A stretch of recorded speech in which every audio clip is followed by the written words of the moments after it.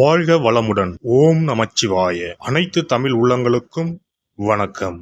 நிகழும் ஸ்ரீ மங்களகரமான குரோதி ஆண்டு செப்டம்பர் மாதம் 17ஆம் தேதி செவ்வாய்க்கிழமை அன்று சதுர்தசி திதியில் சதயம் நட்சத்திரத்தில் திருதி நாமயோகத்தில் வணிசை கரணத்தில் பௌர்ணமி பிறக்கும் நன்னாளில் இந்த புரட்டாசி மாதம் பிறக்கிறது.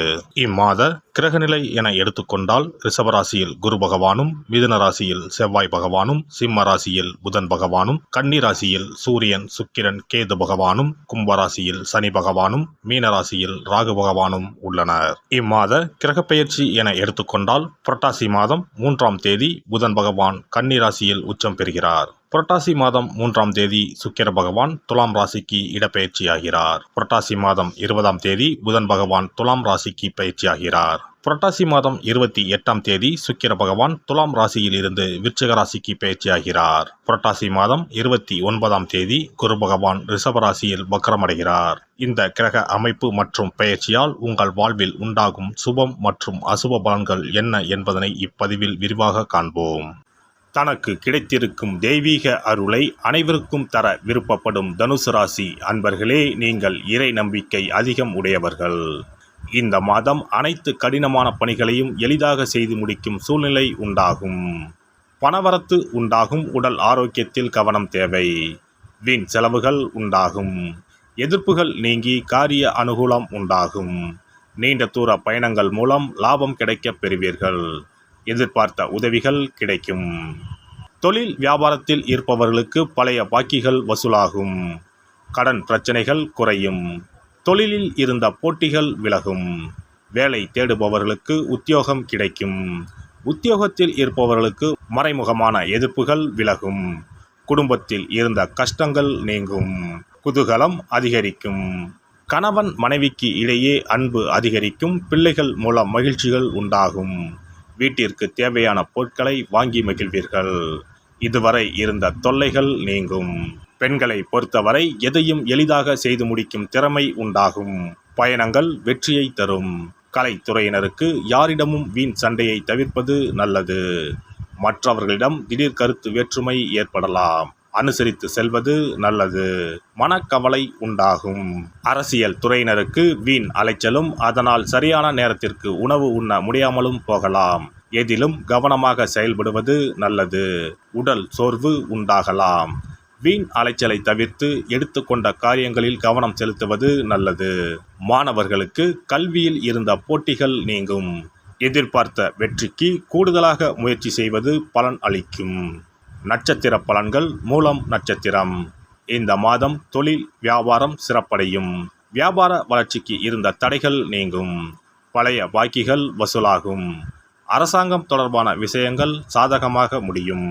உத்தியோகத்தில் பதவி உயர்வு உண்டாகும். நீண்ட தூர பயணங்களால் காரிய அனுகூலம் உண்டாகும். சக பணியாளர்கள் மூலம் உதவியும் கிடைக்கப் பெறுவீர்கள். போராடம் நட்சத்திரம். இந்த மாதம் குடும்பத்தில் உற்சாகம் இருக்கும். மற்றவர்கள் உங்களை அனுசரித்து செல்வார்கள். தம்பதிகளுக்கிடையே மகிழ்ச்சியான நிலை காணப்படும். பிள்ளைகளுக்கு மருத்துவ செலவு ஏற்படலாம். பேச்சின் இனிமை சாதுரியத்தால் எளிதில் காரியங்கள் கைகூடும். உத்திராடம் 1ஆம் பாதம். இந்த மாதம் எதிர்காலத்துக்கு உதவக்கூடிய விஷயங்களில் ஆர்வம் உண்டாகும். ஆன்மீக சிந்தனை அதிகரிக்கும். உத்தியோகத்தில் உயர்வு உண்டாகும். மனதில் இருந்த குழப்பம் நீங்கி தைரியம் ஏற்படும். போட்டிகளில் பங்கு பெற ஆர்வம் உண்டாகும். நவ கிரகங்களில் குருவை வியாழக்கிழமையில் வணங்க எல்லா கஷ்டங்களும் நீங்கி சுகம் உண்டாகும். சிறப்பு தொகுப்பு. கண் திருஷ்டிகள் அகன்று தடைப்பட்டு கொண்டிருக்கும் காரியங்கள் நிறைவேற செய்ய வேண்டிய பரிகாரம் என்ன என்பதனை பற்றி காண்போம். வாழ்க்கையில் நல்ல நிலையில் இருந்தவர்கள் கூட திடீரென்று பொருளாதாரம் இழந்து மன கஷ்டங்களுடன் வாழும் நிலை ஏற்படும். இந்த நிலை எதனால் ஏற்பட்டது என்று ஆராய்ந்து பார்த்தால் பெரும்பாலும் அவர்களின் மீதான கண் திருஷ்டிதான் காரணமாக இருக்கும். கல்லடி பட்டாலும் கண்ணடி படக்கூடாது என்று சொல்வார்கள் அல்லவா? அது உண்மைதான். இது போன்ற பிறரின் பொறாமை கொண்ட கண் திருஷ்டியினால் பலரின் வாழ்க்கை சிரமத்திற்கு ஆளாக நேரிடும். இது போன்ற கண் திருஷ்டிகளிலிருந்து எப்படி தப்பிப்பது? இருக்கவே இருக்கிறது எளிதாக கிடைக்கும் ஊமத்தஞ்செடி. தெய்வ சக்தி நிறைந்த செடியாக கருதப்படும் ஊமத்தஞ்செடியின் காய், பூ, இலைகள் என அனைத்தும் தீய சக்திகள் விரட்ட பரிகாரத்துக்கு பயன்படுகிறது. பொதுவாக ஊமத்தம் காய்க்கு கெடுதலை அகற்றக்கூடிய சக்தி உண்டு. நம் வீட்டில் உள்ள எதிர்மறை சக்தியை அகற்றுவதற்கு ஊமத்தங்காய் தீபம் சிறந்த பரிகாரமாகிறது. தெய்வீக மகத்துவம் நிறைந்த ஊமத்தங்காய் மற்றும் பூவையும் எடுத்துக்கொள்ளுங்கள். வீட்டுக்கு அருகில் இல்லை என்றால் நாட்டு மருந்து கடைகளில் கிடைக்கும். இந்த 2 பொருட்களையும் மஞ்சள் தண்ணீரை கொண்டு நன்றாக கழுவி விடுங்கள். சிறிது நேரம் அவற்றிலுள்ள ஈரம் போக ஆறவிட்டு பிறகு அவற்றை ஒரு மஞ்சள் துணியில் குலதெய்வத்தை வேண்டி ₹1 நாணயத்தோடு சேர்த்து முடிந்து வீட்டின் நிலைப்படியில் கட்டி தொங்கவிடுங்கள். இந்த முடிச்சை வெள்ளிக்கிழமை அல்லது ஞாயிற்றுக்கிழமைகளில் தயார் செய்து வாசல் படியில் கட்டுவது சிறப்பு. தினமும் வீட்டில் தீபம் ஏற்றி காண்பிக்கும் போது இந்த முடிச்சுக்கும் காண்பிக்கவும். இதேபோல் ஊமத்தம் இலைகள் கிடைத்தால் அந்த இலைகளை சுத்தமான மஞ்சள் தண்ணீரில் கழுவிவிட்டு அவற்றை கொண்டு வீட்டில் இருக்கும் விநாயகருக்கு திங்கள் கிழமைகளில் தொடர்ந்து அர்ச்சனை செய்து வர வேண்டும். ஊமத்தம் பூவையும் விநாயகருக்கு சூட்டலாம். 3 வாரங்கள் தொடர்ந்து திங்கள் கிழமைகளில் விநாயகருக்கு ஊமத்தை இலையால் அர்ச்சனை செய்து ஊமத்தம் பூவை சூட்டி வழிபட்டால் வீட்டில் உள்ள கெட்ட சக்தி நடமாட்டம் மற்றும் கண் திருஷ்டிகள் தீரும். ஊமத்தம் செடியும் சிவபெருமானுக்கு உகந்த இலை ஆகும்.